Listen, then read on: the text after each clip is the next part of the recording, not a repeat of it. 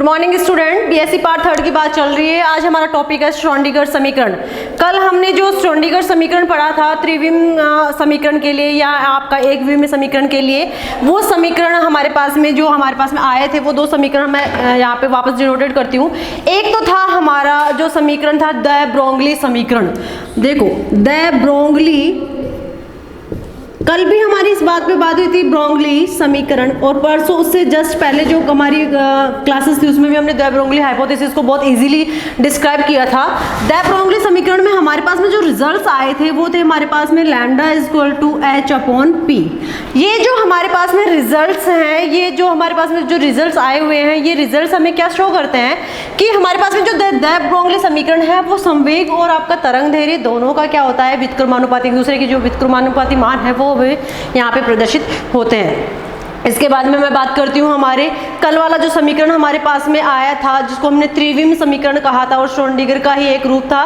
तो ये जो श्रोडिंगर का ही एक रूप था, जो श्रोडिंगर का एक रूप था हमारे पास में जो समीकरण आ रहा है, ये श्रोडिंगर समीकरण का जो त्रिविम समीकरण जो हमारे पास में कल आया था, त्रिविम समीकरण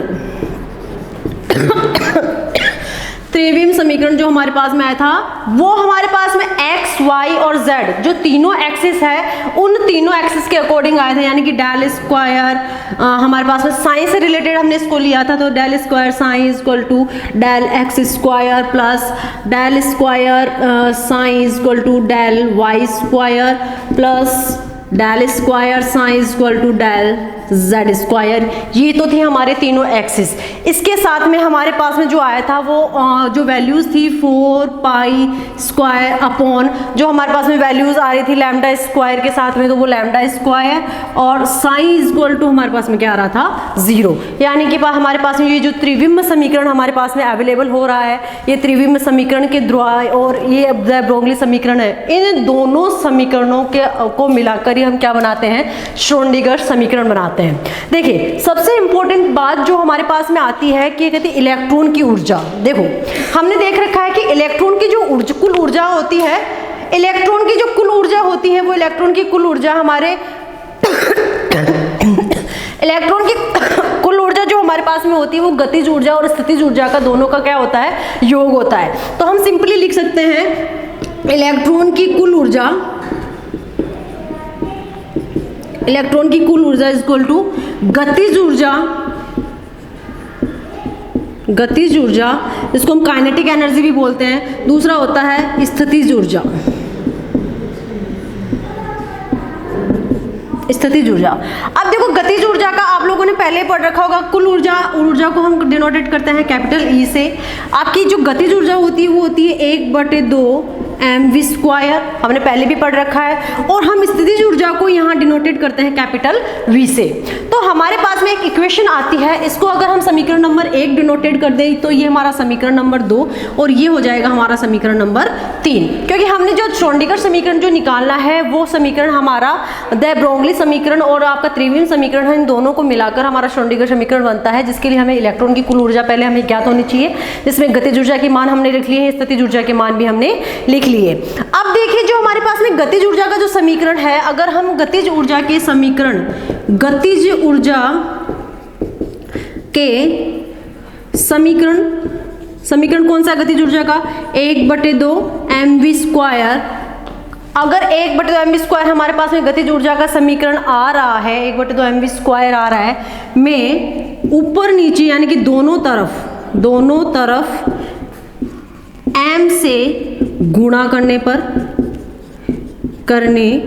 देखो हमारे पास में समीकरण है 1/2 mv स्क्वायर। अगर हम इसको ऊपर नीचे m से क्रॉस करेंगे यानी कि 1/2 mv square multiply m upon m। अगर हमने दोनों तरफ ऊपर और नीचे दोनों तरफ एक ही डिजिट ली है तो उसकी वैल्यूज के अंदर कोई भी डिफरेंसेस नहीं आते, लेकिन समीकरण थोड़ा सा चेंज हो जाता है। ये समीकरण बन जाएगा 1/2 m square v square upon m। ये जो हमारे पास में गतिज ऊर्जा का समीकरण हमारे पास में आ रहा है, ये गतिज ऊर्जा का समीकरण इस प्रकार आ रहा है हमारे पास में 1/2 m square v square upon m आ रहा है। अब हम बात करते हैं m, हमारे पास में जो इसको समीकरण दे देते हैं हम समीकरण नंबर 4। हमारे पास में अब द ब्रोंगली समीकरण जो था lambda is equal to h upon p, इसको हम मॉडिफाई करते हैं, P को हमने पहले भी पढ़ रखा है, P इक्वल टू क्या होता है, mv होता है। तो हमारे पास समीकरण क्या हो जाएगा, lambda equal to h upon mv। ये हमारे पास में एक समीकरण आ गया। अब देखिए ये जो हमारे पास में समीकरण आ रहा है, इस समीकरण नंबर हम इसको दे देते हैं समीकरण नंबर 5। समीकरण नंबर जो हमारे पास में 5 आ रहा है, हम इसका क्या करते हैं, 5 का करते हैं हम स्क्वायर। जब हम समीकरण नंबर 5 का स्क्वायर किया तो हमारे पास में आ गया lambda square equal to H square upon M square V square. ये हमारे पास में एक इक्वेशन आ गई। अब इस इक्वेशन को हम दूसरे तरीके से भी लिख सकते हैं, यानी कि हम कैसे लिख सकते हैं इसको, देखो M square V square equal to हमारे पास में क्या हो सकता है, H square upon lambda square. हमने थोड़ा सा इंटरचेंज करके इसको लिखा है। तो ये हमारे पास में जो वैल्यूज आ रही है, उस वैल्यूज का हमने इस तरीके से हमने मान निकाला, इसको देते हैं समीकरण नंबर 5। अब समीकरण नंबर 4 में जो हमारे पास में, या समीकरण नंबर 3 के अंदर जो हमारे पास में वैल्यूज हैं, उस वैल्यूज के अंदर हम जब इसकी वैल्यू पुट करते हैं, हमारे पास में ये जो वैल्यूज आ रही है 1/2 mv स्क्वायर प्लस v जो हमारे पास में आ रहा है, v को हम उधर लेके जाएंगे तो e माइनस वी भी हमारे पास में एक समीकरण हो जाएगा। तो ये तो सब बाद की चीज़ें हैं, लेकिन हम सबसे पहले क्या करते हैं, एम स्क्वायर वी स्क्वायर जो हमारे पास में वैल्यूज हैं उनको हम पुट करते हैं। तो समीकरण नंबर 5 का मान समीकरण नंबर 4 में रखने पर, तो समीकरण नंबर 5 से हम समीकरण नंबर 4 में हम जब मान रखते हैं तो हमारे पास में वैल्यूज कुछ इस तरीके से आती हैं, 1/2 एम स्क्वायर वी स्क्वायर की जगह लिखेंगे हम H square lambda square into 1/m। तो हमारे पास में जो वैल्यूज आएंगी वो आएगी M square V square H square upon lambda square. ये हमारे पास में वैल्यूज आ गई, यानी कि एम स्क्वायर वी स्क्वायर की वैल्यूज हमने यहाँ पे पुट कर दी है। तो ये हमारे पास एक नई गतिज ऊर्जा आ गई। जो समीकरण जो हमारे पास में 4 आ रहा था, वहाँ पे एम स्क्वायर वी स्क्वायर का मान आ रहा था, और समीकरण नंबर 6 के अंदर हमारे पास में गतिज ऊर्जा का एक नया मान आ रहा है। और यही गतिज ऊर्जा का मान हमारे समीकरण जो हमारे श्रोडिंगर समीकरण है उसको बनाने में हमारी हेल्प करेगा। देखिए यहाँ तक हमने गतिज ऊर्जा का मान निकाल लिया। अब आपने दे ब्रोगली समीकरण को स्पष्ट कर लिया। अब मोस्ट इंपॉर्टेंट फैक्टर जो आती है कि हमारा जो समीकरण नंबर 3 है, समीकरण नंबर 3 को इंटरचेंज करेंगे। समीकरण नंबर 3 को हम अगर इंटरचेंज करेंगे या मॉडिफाई करेंगे तो हमारे पास में क्या आ जाएगा, ई माइनस वी को हम उधर ले जाएंगे equal to 1/2 M V square. और देखो ये एम वी स्क्वायर हमारा क्या है, गतिज ऊर्जा।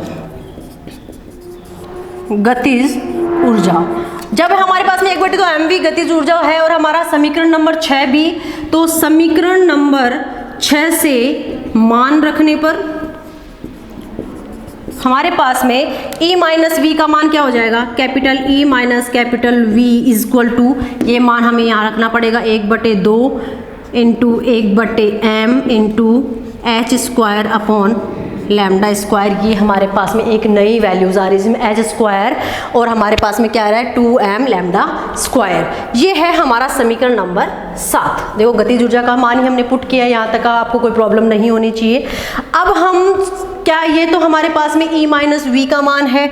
अब हम मान निकाले यहाँ पे लैम्डा का। इसी समीकरण से हमें लैम्डा का मान निकालना है। अब लैम्डा स्क्वायर का अगर हमें मान निकालना है, देखिए E माइनस वी हमारे पास में एज इट इज़ है, E माइनस वी हमारे पास में एज इट इज़ हैं, और हमें लैम्डा स्क्वायर का मान निकालना पड़ेगा। तो देखो जो नीचे वाले डिजिट्स हैं वो हमारे हमेशा कहाँ मल्टीप्लाई होती है, ऊपर की तरफ मल्टीप्लाई होती है। जो ऊपर वाली डिजिट्स होती है वो नीचे की तरफ मल्टीप्लाई होती है। तो हमारे पास में जो लैम्डा स्क्वायर की वैल्यूज़ आती हैं वो किस तरीके से आती है, एच स्क्वायर और 2m एज इट इज़ वैसे का वैसे रहेगा 2m, और E माइनस वी जो है वो आ जाएगा इधर की तरफ। इसको हम इधर की तरफ लेके जाएंगे तो ये हमारा नेगेटिव वैल्यूज हमारे पास में अवेलेबल हो जाएगी। तो जो लैम्डा स्क्वायर का मान जो हमारे पास में आ रहा है, समीकरण हम किस में रखेंगे, हमारे जो समीकरण नंबर 2 आ रहा था उसमें लैम्डा स्क्वायर का मान हम रखेंगे।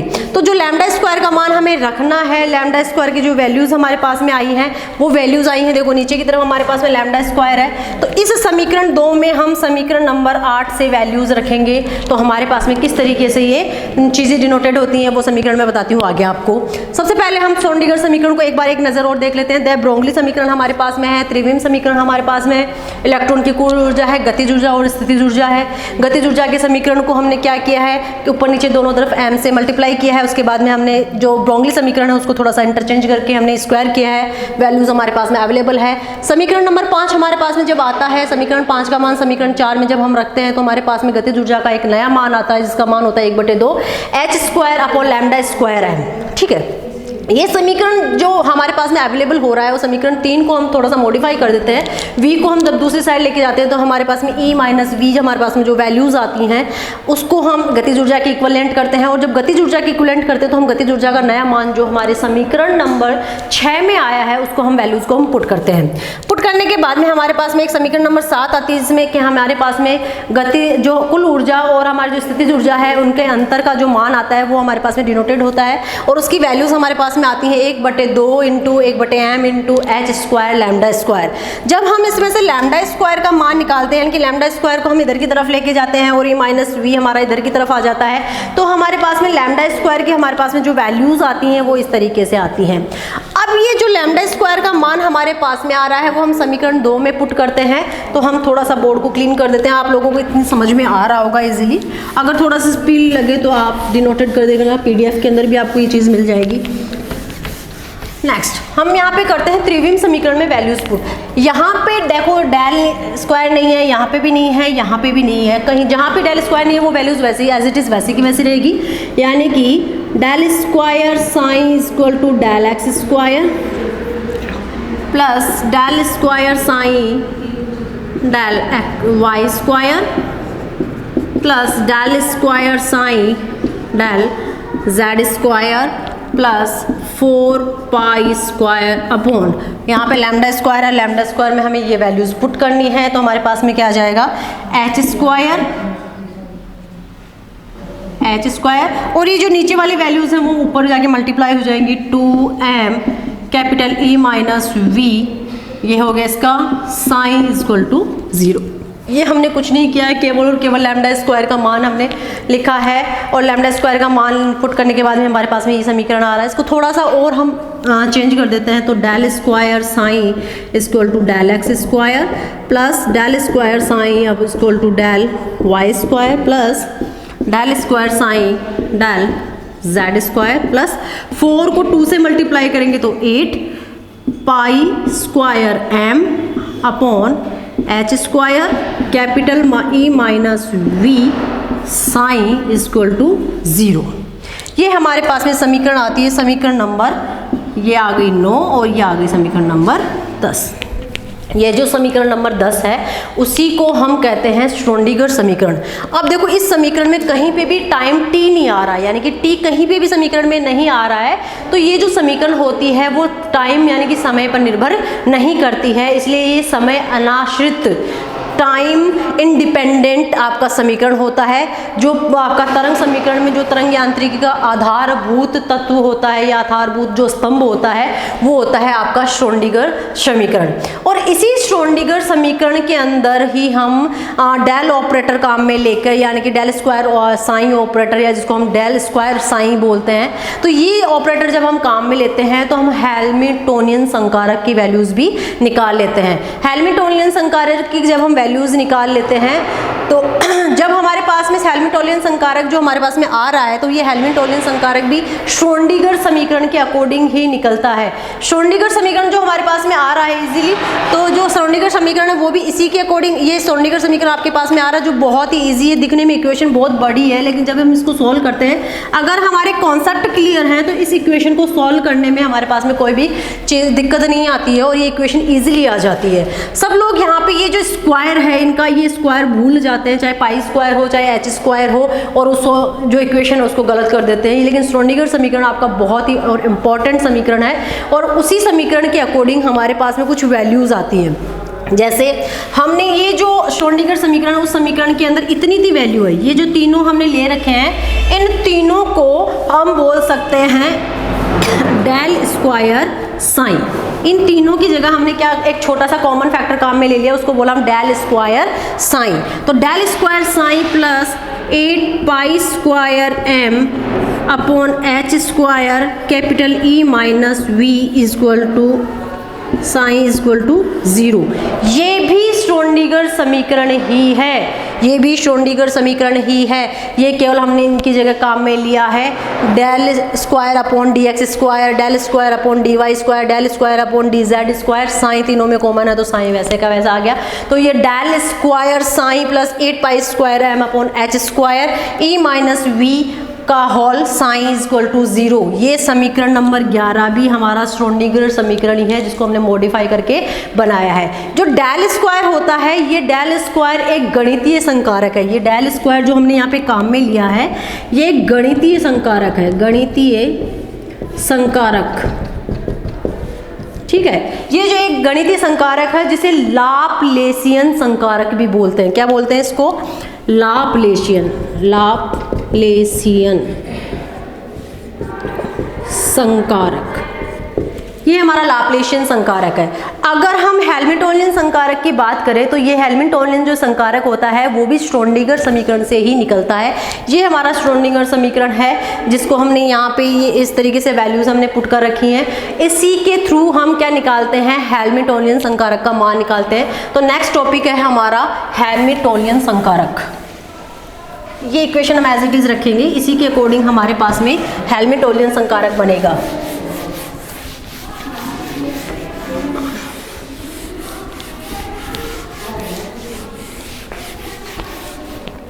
देखिए, जो हैमिल्टोनियन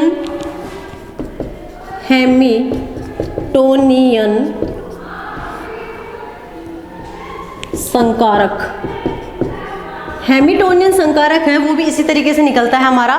ये भी श्रोडिंगर समीकरण को एक अन्य रूप में व्यक्त करने का एक तरीका होता है। देखो यहाँ पे हमारे पास में del square psi plus 8 pi square M H square E minus V psi equal to 0, ये हमारे पास में वैल्यूज आ गई। अगर हम इस वैल्यू ही जी प्लस के बाद जो वैल्यूज उसको इस साइड लेके जाते हैं तो सारी की सारी वैल्यू कैसे हो जाएगी? नेगेटिव हो जाएगी। तो हमारे पास में क्या हो जाएगा? Del square psi equal to minus 8 pi square M upon H square E minus V as it is psi. ये हमारे पास में वैल्यूज आ जाएगी। ठीक है, अब इसी वैल्यूज के अंदर हम क्या करते हैं? हमारे पास में जो 8 पाई स्क्वायर एम है वो डेल स्क्वायर की तरफ ले जाते हैं। हमारा एच हो गया, 8 पाई स्क्वायर एम हो गया, ये सारी वैल्यूज हम यहाँ ले जाते हैं। इधर की तरफ हम जो वैल्यूज लिखते हैं वो केवल और केवल ई माइनस वी साइन ही रखते हैं। तो हाँ, हमारे पास में क्या हो जाएगा? समीकरण जो हमारे पास में आ रहा है, देखो del square psi as it is है, एच स्क्वायर को ले गए तो हमारा एच स्क्वायर ऊपर चला जाएगा अपॉन 8 पाई स्क्वायर एम हमारे पास में एज इट इज ऐसा का ऐसा आ जाएगा। अब ये नेगेटिव वैल्यू इधर तो नेगेटिव वैल्यू हो जाएंगी, इज इक्वल टू क्या हो जाएगा? ई माइनस वी का साइन। ये हमारे पास में एक नया, हमारे पास में एक नई वैल्यूज बन जाएंगी। अब हम जब इस ब्रैकेट को खोलते हैं तो हमारे पास में ये ब्रैकेट क्या हो जाएगा? ई sign minus V sign.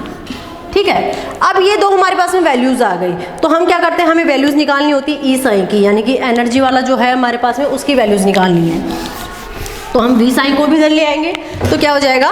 Minus H square upon 8 pi square M del square psi, V square को इधर लेके जाएंगे तो प्लस का हो जाएगा V psi is equal to E psi. ये हमारे पास में एक वैल्यू आ गई।